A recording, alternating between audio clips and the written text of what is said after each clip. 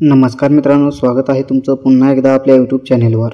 तर मित्रांनो, तुमच्या मोबाईलवरूनच रेशन कार्डवरील मोबाईल नंबर अपडेट कशा प्रकारे करता येतो ते या व्हिडिओमधून आपण जाणून घेणार आहोत। तर त्यासाठी व्हिडिओ शेवटपर्यंत नक्की पहा।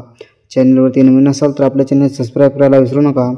तर मित्रांनो, मोबाईल नंबर अपडेट करण्यासाठी प्ले स्टोअरवरती मेरा रेशन ॲप हे ॲप सर्च करा। सर्च केल्यानंतर तुमच्या मोबाईलमध्ये ते इन्स्टॉल करा। इन्स्टॉल केल्यानंतर ते ओपन करून घ्या। ओपन केल्यानंतर मित्रांनो, या ठिकाणी तुम्हाला तुमचा आधार क्रमांक टाकायचा। आधार क्रमांक टाकल्यानंतर तुम्हाला खाली चॅप्टा विचारला जाईल, तो चॅप्टा आहे तसा या ठिकाणी टाकायचा आहे। त्यानंतर OTPने लॉग इन करावरती क्लिक करायचं आहे।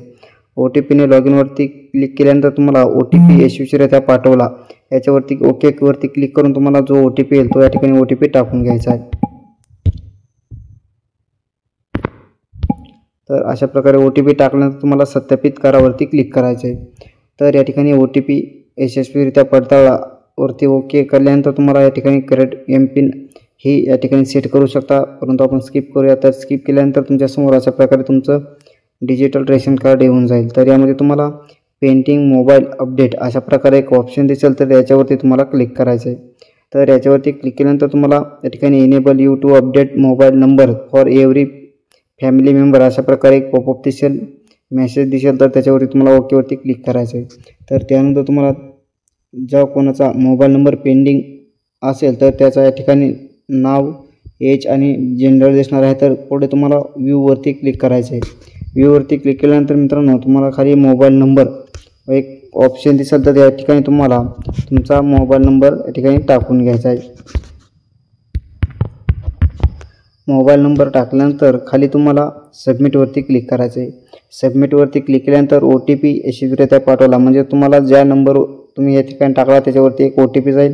तर तो OTP आल्यानंतर तुम्हाला तो इथे टाकून घ्यायचा आहे। तर OTP टाकल्यानंतर तुम्हाला सत्यापित करावरती क्लिक करायचं आहे। तर त्यानंतर OTP आल्यानंतर सबमिट केल्यानंतर ओके वरती क्लिक करा।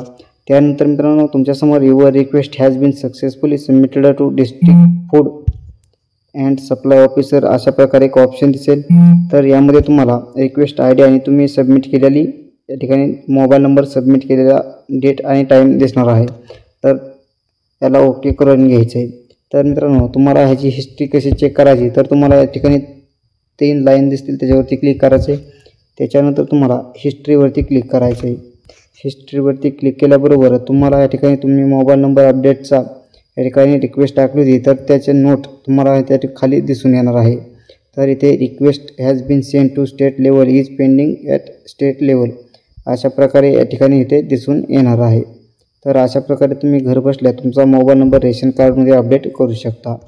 तर मित्रांनो, व्हिडिओ आवडला असेल तर लाईक करा, शेअर करा आणि चॅनलला सबस्क्राईब करायला विसरू नका। भेटूया पुढच्या व्हिडिओमध्ये, तोपर्यंत धन्यवाद।